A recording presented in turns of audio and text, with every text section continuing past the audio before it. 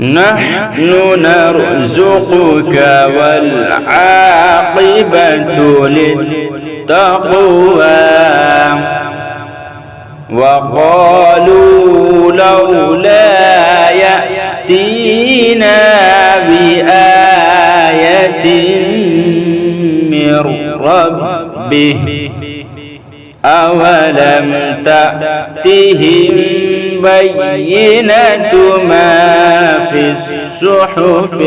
الأولى ولو أنا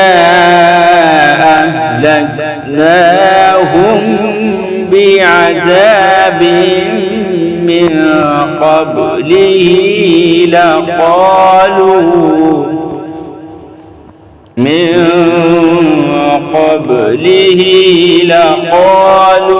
ربنا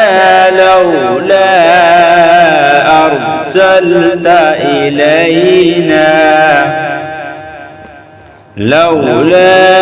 أرسلت إلينا رسولا فنتبع آياتك من قبل أن نذل ونخزى قل كل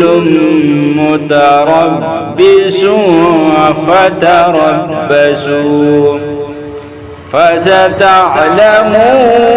من أصحاب الصراط السوي ومن اهتدى.